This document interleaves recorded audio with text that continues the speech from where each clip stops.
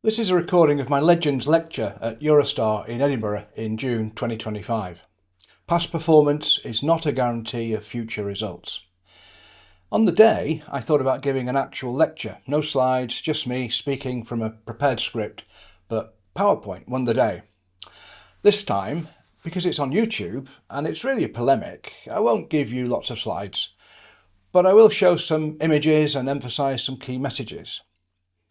I've got a simple agenda.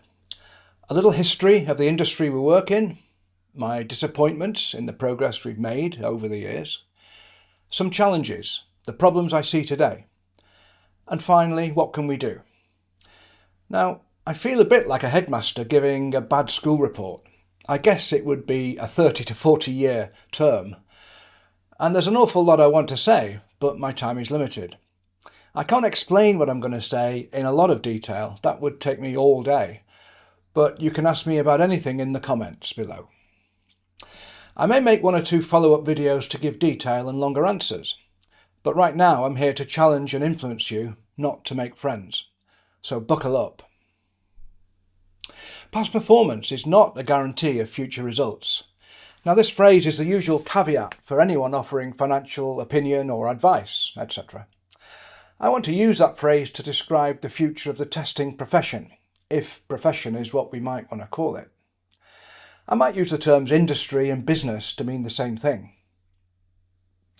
Given our personal experience and performance, can we say our future performance is guaranteed? It would be nice to think we could, but as an industry, what has been our performance in the face of changing technologies, methodologies, complexity, agility and scale? Has it been exemplary, continuously improving, as good as it gets? Well, the future is uncertain, as it always is, but the challenges testers face are new to us all, but also foundational. Have the politics of testing, never far from the surface, finally caught up with us? For example, Agile undermined the role of team-based testing.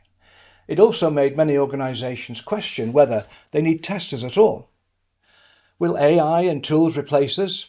A lot of people wish it so. And these folk are backed by billions of dollars, so they might well get their way. If I suggested 50% of the testers worldwide will be replaced, you might not be surprised.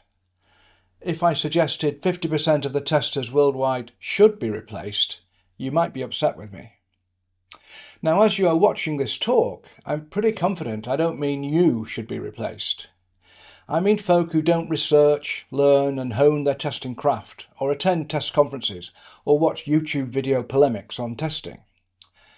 But what is your case for keeping the other 50%, or whatever that number is, in work? I want to give you some history of my frustration with the industry. The next few slides are milestones or possibly millstones of my testing career. Do you recognise this book? It's probably the first testing-specific publication. Few of you will have read it, I'm sure, and those who have are probably my age. It was published in 1973, before my time as well. Perhaps it's a piece of testing history. Anyway, in 1972, a symposium that focused on program test methods was held. The then great and the good of testing spent 3 days presenting papers, discussing and debating what was then called program testing. Here's my copy of the book. Bill Hetzel organised the symposium and edited the papers into this book. It was probably the first non-academic overview of the fledgling discipline of testing. The papers covered around 20 distinct problems in test, most of which we still have today. The problems of testing, even with a focus on programs, haven't changed very much. Of course, they're referencing COBOL and Fortran and mostly mainframes with a sprinkling of obscure languages and hardware. But the fundamental problems they discuss are the same we have today. So the approaches they discuss are seminal. They're the beginnings of process and technique and solutions that you would recognise today. Bill added a couple of quotations that seemed relevant at the time. Firstly, it has frequently been said that the only error-free program is the one that will never be run again.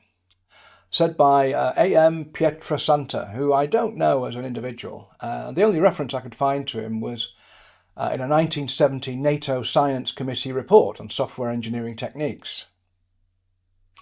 There's some wisdom in that, and there are probably several variants on this theme. But I like the second quote too. Everything of importance has been said before by somebody who did not discover it. That was Alfred North Whitehead. The Bible, Ecclesiastes chapter 1 verse 9 says, "What has been will be again. What has been done will be done again. There is nothing new under the sun." When you get to a certain age, you realise this. Almost everything new in our business isn't really new at all. I'm certain almost all our approaches to the problems of testing were discussed and proposed many years before they became mainstream. Some current problems, I believe, could be solved today. We have solutions on the shelf, but for whatever reason, we can't find a way to take advantage of them. The benefits of, for example, early testing or a test-first approach have been known for decades, but even now most testing happens at the end. Anyway, to continue the history. Some 25 years later, in 1998, Bill Hetzel asked me to give a keynote talk on the past, present and future of automated software testing at Eurostar that year. I was quite apprehensive about that talk. My first future-gazing talk. What do I know about past, present and future, of anything? But through working with Dorothy Graham and Paul Herzlich and Cindy Morelli, we published 3 editions of the CAST report in the 1990s. CAST was computer-aided software testing in those days. The report was a catalogue and review of 100 or so tools generated from a database. There are now perhaps 1,000 tools. So I did know roughly how automation had evolved over time, and I made some predictions, some of which were non-starters, some were obvious and came true, and some relating to new technologies I'm still waiting for. One suggestion I made was we should drop the notion of capture replay and adopt the design replay approach. The proposal was that we should be designing automation, not programming it at all. I would say the no-code and low-code tools that are now available reflect that approach.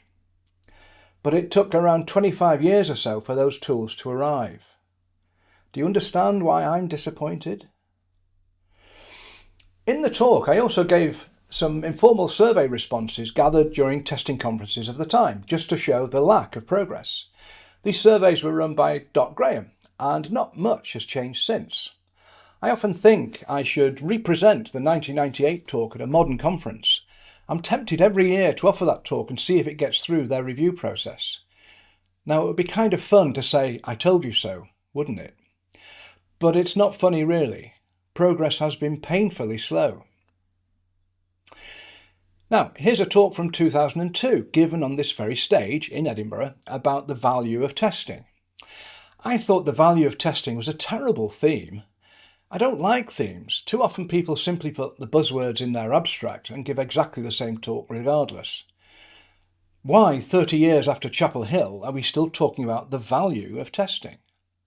I thought it was a terrible theme until I realised that no one had a meaningful, useful or portable definition of the value of what we do.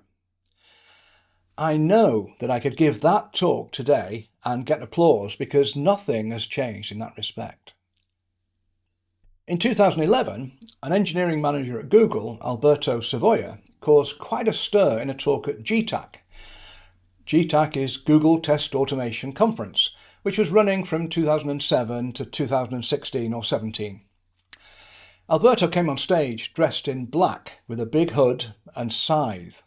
He was the prophet of doom, the bringer of death, and it was an interesting talk. He didn't say anything I thought was really mind-blowing, but he suggested the future is going to look like this, which was basically lots of automation, continuous delivery, lean approaches, MVPs, incremental development, etc., etc. Nowadays, most organisations are trying to do agile, use automation, continuous delivery and DevOps, with varying success.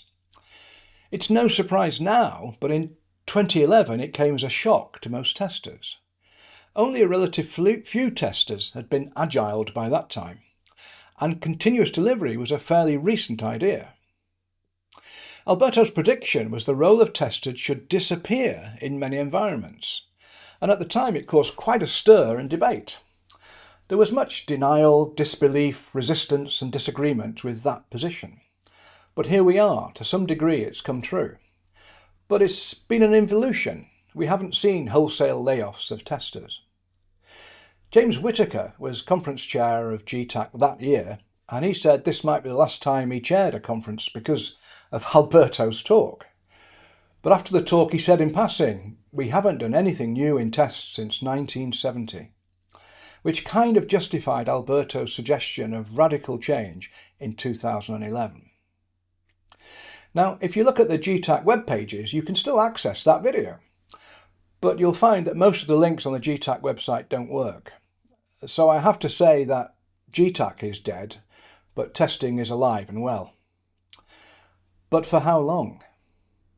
Now, these examples from the past reflect to me the slow or stuttering progress we've made in 50-something years. There is an upbeat side to this talk, but not before I paint a less than flattering picture of progress. These are my disappointments. Where has it all gone wrong in testing? Why do companies want to replace testers with AI? Crash helmet on. Here goes. We don't train testers to think, we train them to follow weak strategies, use lacklustre tools without a clear mission, sidelined from the rest of the project. The software industry is obsessed with automation, with little consideration of what testers really need to achieve, or whether it is valuable. There are several themes in those two statements, all of which are quite damning in my opinion. And I see people nodding, which is good, I suppose, or bad, really.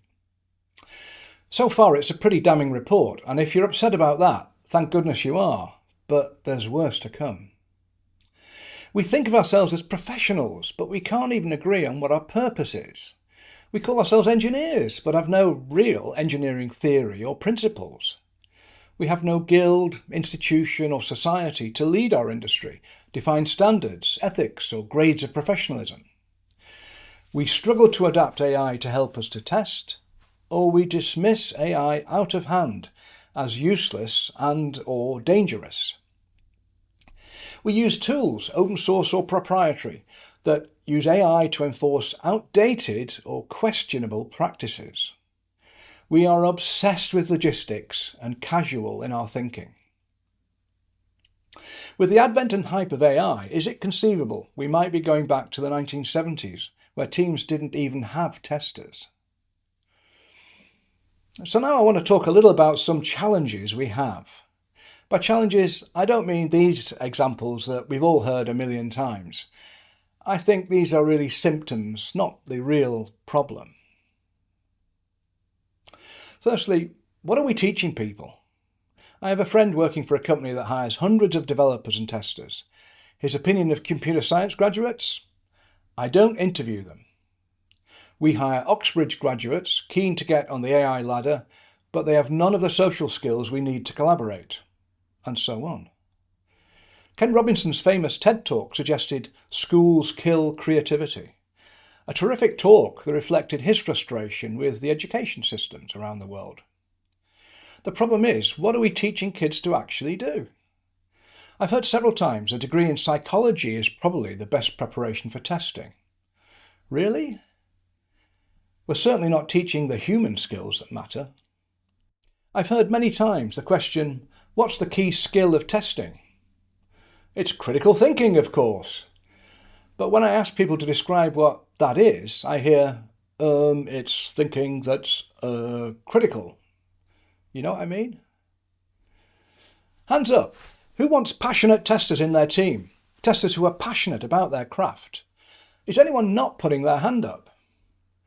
Here are two definitions from Oxford Dictionaries. One is strong and barely controlled emotion, and the other one is the suffering and death of Jesus. I'll take the first, if that's okay. I'm sorry, but I don't want people who can't control their emotions in my team. I want dispassionate testers, don't you? I want energy, enthusiasm, curiosity, voracious learning, discipline, persistence, Sure, I want those, but passion, no thanks. Passion is simply the wrong word to use. Now, my point is this: our use of language is far too casual.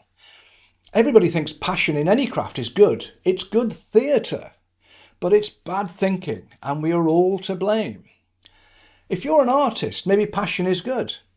The artist might make exquisite art, music or literature and make good use of passion. But they've also got absolute discipline in their craft. They're not all over the dartboard with their emotions while they practice their craft. You get the idea. You can see it everywhere in every conversation we have. We use language loosely. We use it casually. We're not thinking clearly about language, so no wonder we fail to communicate clearly. I have to say, in all my years in the testing business and the people I've met, I think I can name maybe 10 out of 10,000 who think critically. Okay, enough of that. I'm getting too headmasterly. But here's another criticism of our thinking. Right now, LLMs are centre stage, but LLMs are not AI.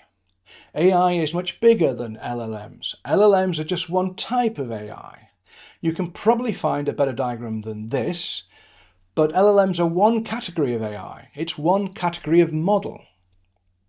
In the future, other model types and AI algorithms will emerge, but right now we should not be thinking we're going to try and solve every problem with the LLMs that we have today. We're going to have to take a different approach. We're still in the very early days of the AI age, if I can call it that. It's a great time to get on top of what AI can actually do for us. It's a good time to become an expert, needless to say. Large language models have a place, but future problem-oriented solutions will be dominated by custom language or other types of models. That is, models trained in our own specific domain to do something relevant and useful to us. This will be the future, but we need hardware to do that. Well, hardware is now becoming available. We're already seeing phones with remarkable capability. We're now seeing laptops and desktop machines with neural processing units and unified memory built in so we can do AI locally. We'll be able to build our own personal models. But actually that's already happening now, but you might not know it. AI and models are being embedded in productivity software. Remember Clippy in Microsoft Word? In order for a tool to give you an insight and suggest, like Clippy, it looks like you're writing a letter, there's now a model driving that behaviour. We all hated Clippy, but now it's called Copilot or has some other buzzwordy moniker. The productivity tools that build local custom models get the information from you. They're monitoring what you do at every moment in time because they are trying to simulate what you would do in similar circumstances in the future. The tools are therefore building a model which could replace you. They are building a digital twin of you. Imagine that. Suppose that model got so good that your employer doesn't need you anymore because your digital twin is so accurate. On the one hand, that's terrifying because you could get fired. Your digital twin could replace you. Now that may be good for an employer, not so good for an employee. However, if we can get ownership of that digital twin, we could perhaps sell it or rent it out. Imagine that. Rent out your twin rather than go to work. You don't need to get out of bed to make a living. How cool is that?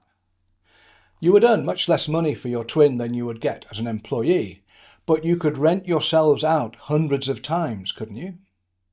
There's going to be a market in digital twins. Now, if you think that's a possibility, what do you do now? You need to be one of the smarter people in the team because the less capable people might be let go by your employer and replaced by those twin creeps. It's clear that security and privacy and a whole lot of ethical issues arise, both for you as an employee and as an employer. But it's also going to take years to claw back control of our data. We must make a case that a digital twin is our data, not our employers. We live in interesting times. What is the goal of testing? If I polled the testing community, I'd get 100 different definitions. I don't think that's good enough. How about this as a suggestion? We test on behalf of stakeholders to explore and provide evidence so they can make decisions with confidence. We need to have a purpose that we can all buy into, because when we talk to our employers or to our stakeholders, they need to understand what they're getting for their money. What is our product? Information, evidence, news perhaps. This is the product of our ways of thinking and working. And that product is valuable to help stakeholders make important decisions. What kind of decisions are we talking about? Well, it could be to accept and release and implement a system. It could be to decide to transition from system testing to acceptance testing. But I'm a developer. Who's my stakeholder? You are your own stakeholder to some degree. So as a developer, I need to test in order to be confident I can ship or promote this code into the library and integrate it with other products and other components. And what is the value of our product? Evidence? The value of evidence is for the stakeholders to decide. If it helps stakeholders to make decisions with confidence, we've done a good job. Now, you might come up with a better explanation of the value of what we do as testers. If you do, I would love to see it, and about 2.5 million other testers around the world would too, I'm sure. We must be better at explaining what testing is to convince stakeholders of the true value of what we do. You get the idea. Now, I haven't said what we explore. You might say we explore the system under test and report on that, don't we? Well, we also explore requirements and designs, and we might look at the old system. We also interview people. At the end of the day, we explore multiple sources of knowledge, including the system when it's available. We build mental models of all this knowledge to guide our exploration and testing. We run tests to help us explore and gather evidence as we go. We gather evidence and we hand it over to people who need it. If I'm the tester, I can say the news is maybe good, maybe bad, but I don't think we decide that. We should think a little bit more like journalists. We report the news. It's for others to say it's good news or bad news. It's for others to say it's enough evidence to make a good decision with confidence. We need to use simple language, understandable to stakeholders, perhaps the language of business, rather than test cases, bugs and defect reports. No passion is necessary. We need to act like professionals, dispassionate, independent, curious, but with a clear mission to inform. That's a much easier sell to our stakeholders. We have failed to sell testing in the past.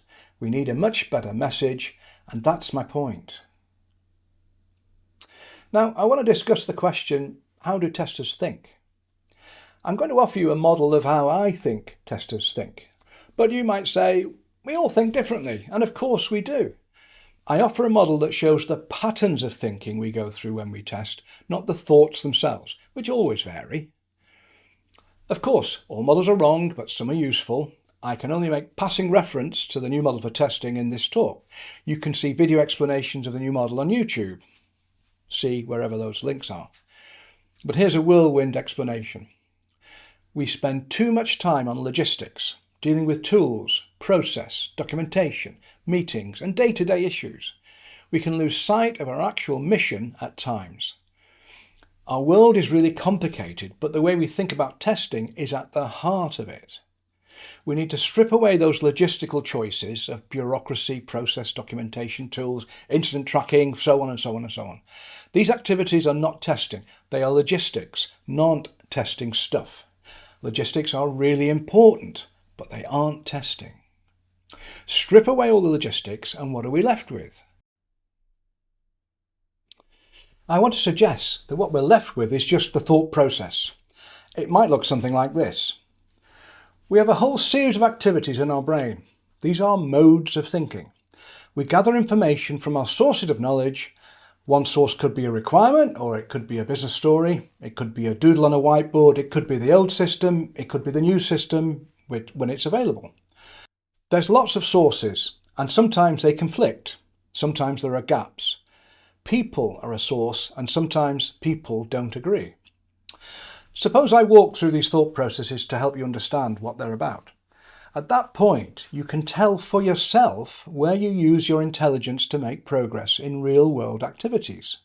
And if you know that, you've got the knowledge to say what AI needs to do to support this activity using this thinking, this information, and so on. If we don't do that, how do you identify what we need from AI? We can just talk about logistics, documentation, test cases, test runs, and so on. But these logistics exist to support the mission of testing. They are not testing. There's an existential risk that by focusing on logistics, we simply use AI to cast outmoded practices in concrete. Because managing test cases, documentation, incidents, and test execution are logistical challenges. We have the opportunity, by using our intelligence and understanding of our thinking, to redefine how testing could be done. The logistics can come later. Maybe we don't need those logistics. Maybe we use different logistics. For example, it's almost certainly better to capture models of the system and our understanding than documentation. We can use those models to generate and select tests at will. We don't need to think everything must be documented. Let the tools worry about those matters. We could, in some cases, authorize tools to select tests to run autonomously, behind our backs. If the tools have our test models, let's make the tools explain testing to us. What they have done and why, whether they've covered the model and whether they've discovered new test patterns or anomalies, this is what we want to know. Using tools, we could capture all messages, system resource metrics, changes to data, and the system state. We can then ask the tools to analyse production logs as well as test logs to look for patterns that signal a lack of coverage, new variations of inputs, anomalies in outputs to create new tests. If we simply automate our logistical choices, we lose the opportunity to do things differently, and I would say better. We need to raise our game beyond the technicalities, the logistics of testing, and talk the language of business, that is, goals and risks. We need to access to the underlying architectural models so that we can test beneath the user interface more effectively. I'm suggesting that understanding the way we think is critical to us making progress with AI. At the moment, AI promises a lot, but where are the benefits? Put it this way, we need to understand how we think so we can then outsource some of that thinking and perhaps the logistics to AI. We can't let AI do everything because it can't. We orchestrate the thinking and AI orchestrates the legwork, the logistics. To achieve this, we need to rethink the processes we follow, the logistics, of identifying test data, building tests, running tests, dealing with defects, but also to capture all of the diagnostic information we need from our systems under test. It's a big ask, but how much would a tester's productivity increase if we had those capabilities? A large language model is of limited value in that context. I want a test model, or multiple test models, built from the evidence of our analysis of sources of knowledge and the behaviour of our systems. I want to model my system. I want to model the requirements. I want to model the architecture. I want to model the messaging, the connected components. I want it all. That's what I want. If AI supported tools that can build those models for me while I'm meeting, negotiating, navigating, exploring, and it can do that behind the scenes, that would be a fantastic enabler. So far, so good. But the exploration and use of models to test still needs orchestration. That's the tester's job. We need a human in the loop. How performant could you be if you have the tools that do these things? It could be incredible. Now, we won't need as many testers, but the ones we keep have to be the smartest ones. But we need to define that pathway for ourselves. We must not let vendors build what is easy to build and stop us innovating and improving. We must ask ourselves, is testing an engineering discipline? Many testers have the title engineer. If we do think we're an engineering professional, we need to do some groundwork. Where are our engineering principles defined? Where is our professional glossary? Where are our maths, physics, or logical foundations? Where is our ethical code of practice? Where is our body of testing knowledge? Where is our knowledge of the multitude of logistical choices? Now, the term engineer has been somewhat diluted over the years. Anyone who digs a hole might call themselves an engineer. Like the conventional engineering disciplines, electrical, mechanical, civil, we need to get our act together. We need a professional institution designed and driven by practitioners to set the rules, lead the industry, define professional grades, a standard for ethical behaviour, managing professional accreditation, and so on. In the UK, we have 39 engineering institutions licensed by the Engineering Council. I know other countries have their own versions of engineering governance and professional institutions. There are protocols that the UK, European, US and worldwide organisations use to align professional grades internationally. The British Computer Society, the BCS, operate a professional engineering scheme, but it's a generic computer-related engineering scheme, not specific to testers, of course. This isn't good enough. Test engineers have their own identity and need to define, communicate and defend what we are about. We want to be professional software and systems testers, critical thinkers and AI wizards. Progress will come when we talk with one voice. To achieve this, we need to define, agree and adopt what test engineers do and how we recognise achievement in our field. Of course, there's a ton of detail beyond that, but the definition of professional achievement in our field comes first. I have to talk about test automation, I'm afraid. To be precise, what is the purpose of test execution automation? How often are tools used without people realising what they're doing? I've got tests, they take a long time. Let's get a tool to run them remotely, unsupervised, quickly. Sounds great, doesn't it? Does this rather mindless approach work for anybody? No, because we're automating logistics, and logistics are not testing. One of the things you've got to realise is tools that run tests again and again are looking for discrepancies, regressions. Now, by and large, regressions account for about 10% of the bugs that exist in software before it's tested. Are we neglecting the other 90% of bugs? Doesn't using tools deflect us from our primary mission? Did we define the mission in the first place? I think test automation becomes the goal. When our goal is automate the things, do we care what those things are? Implementing a set of tests that run smoothly and report green can usurp our original goal. Let me ask, where does test execution automation fit? Well, it fits there. It's that one late thought process, one of 10 thought processes. Do we ignore the other 9?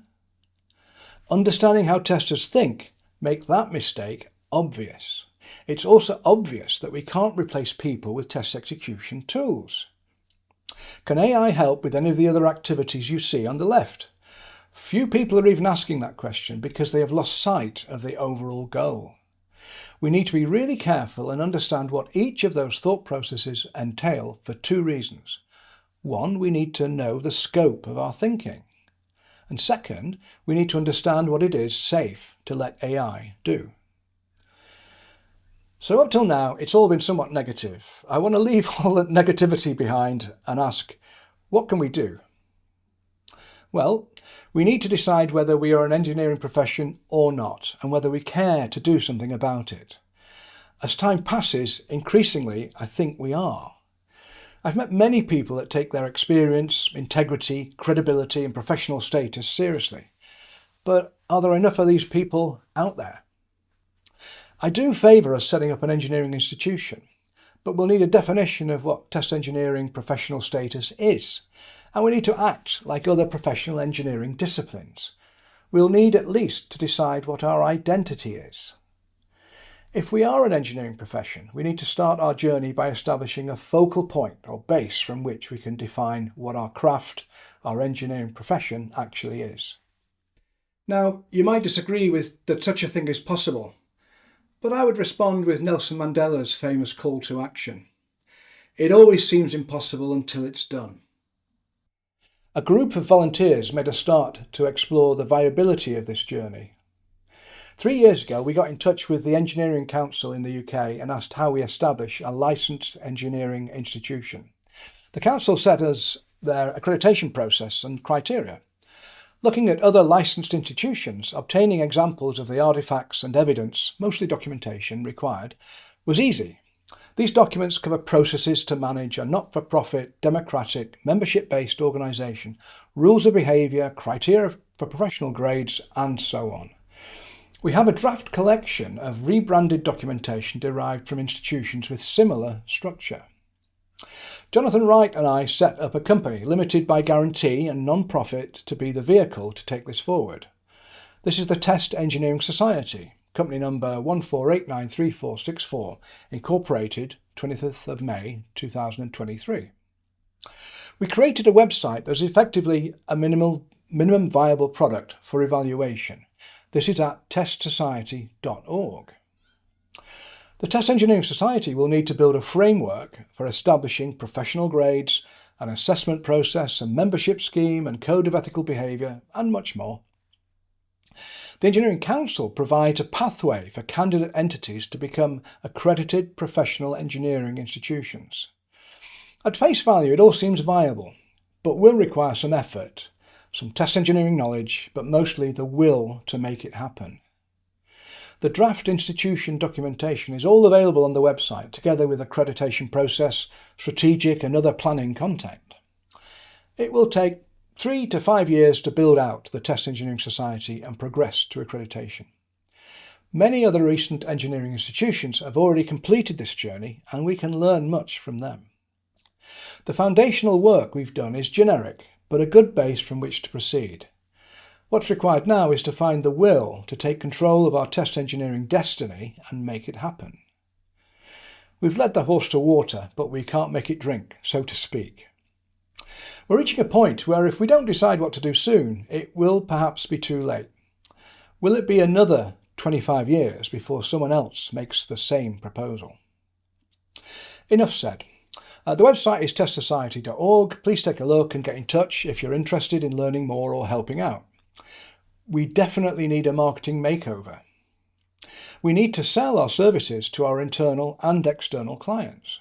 Our stakeholders need to think testing is great, and thank heavens we've got a team or an individual who's going to look after us and give us information so we can make better decisions. So I said all this a few minutes ago. We need a story to tell our stakeholders. The place to tell that story would be the homepage of the Test Engineering Society, of course. You know, the only people in a project who know the status of the product you're building are the testers. That's a very strong position because you've got data that no one else has. We have a very strong brand. Let's use it. Able to test anything, I think, should be our ambition. Anything? Really? Let's qualify that. Let's consider test engineering to be testing anything built with software or depending on software. See, that's nearly anything nowadays. At our core, we are professional thinkers, problem solvers, solution providers, deliverers, just like every other engineer, aren't we? We are special, but we're not exceptional. We have an opportunity to call our craft an engineering profession and call ourselves professional engineers. It is not true that professionalism is anathema to our freedom of thought, or it's an engineering institution and it's just another ISTQB. That misrepresents what other engineering disciplines have already achieved and what we could achieve for ourselves. We'll need a statement of test engineering principles. Some years ago, I wrote a book that identified what I call test axioms. An axiom is a statement we choose to be true because it can usefully explain some underlying principle. An example would be the shortest distance between 2 points is a straight line. No one would argue with that in non-relativistic situations, but it cannot be proved to be true. Some people say there are no axioms or principles in testing. I think that's defeatist. See above. But I have yet to receive criticisms of the axioms that stand up. I offer these as a straw man to get us started, like the Society website. We must all become leaders in test. I don't mean we become managers of teams. Rather, it means if we're the tester in an agile team, we are the testing expert in that team. We are the leader in test because we are the thought leader in testing in that project. Whether we are at the top of a massive corporation in test manager or QA leadership roles, or we are the tester in a small team, we all lead in our own way. Can we ever really test anything? Of course you can, if you know your craft. For example, I'm interested in quantum computing. I know very little about quantum computing today, but I've been reading up on it quite a lot recently. If someone asked me, "Oh, Paul, can you give us some consulting on testing quantum computing based products?" I'd say, "Yeah, I can do that." How arrogant is that? How do you know you can test that? I'll tell you how, because I know my craft. I know how I need to think. Now, if we really have the ambition to test anything, we have to be generalists. We may be specialists within our team, but I think the best way to stay above water and not drown is to be a generalist. That's my proposal. I won't dwell more on this except to provide a quote. Generalists often find their path late, and they juggle many interests rather than focusing on one. But they're also more creative, more agile, and able to make connections their more specialised peers can't see. Being a generalist is a superpower, I think. So think about looking at new areas of expertise that you might pick up in your travels. Become a generalist. Specialisation has its place, but beware that specialism might get replaced by AI. Suppose you're an expert in test data or test automation or managing incidents. So today you're bound to find a job somewhere, but specialists in one area of logistics or one type of thinking are going to get picked off by AI. The last thing I want to say before I close is that we must each take ownership of our testing careers. You were the author of your own story. There's an ancient IT saying which says, if you don't manage your suppliers, they will manage you. In the same way, you have to be strong and take control of your own future, and this is how. So this is part of the game, becoming a leader in your own area of expertise, testing anything. Seek advice on how to manage your career. Get a coach. Everybody needs a coach. Be a coach. Everybody needs a coach. Now, on the morning of the day I gave this talk, I was worried I didn't have a good close for the talk. But then I became aware of a post on LinkedIn by James Whittaker. And lo, I now had a close for my talk. James is a maverick in our profession. He's a former university professor. He had senior roles in Microsoft and Google more than once, and he's a great communicator. Nowadays he runs a pub or two as a side hustle. Here's the post. It's not my choice of language, and I apologise. This is James's style, not mine. But do track it down on LinkedIn and check out the many comments. Let me pick out the things that I think matter. It's a traumatic experience for these two leadership guys who've had their teams decimated by a company, Microsoft, that is completely committed to AI. The teams they work for appear to be using AI, and they're building AI, and they've been fired. It's tragic, but it's very interesting. James's take on this is Microsoft knows that AI in its current form isn't working. It costs more to build and sustain than it will ever make up in revenue. Well. I guess they can't say that publicly, but actions speak louder than words. It appears that AI agents simply cost too much. James suggests stop building LLMs, they cost too much and do too little. Invest in smaller, special purpose models that solve actual problems and people are willing to pay for the solution. I want to say I told you so. So maybe the future isn't LLMs after all. But we as testers still need to change.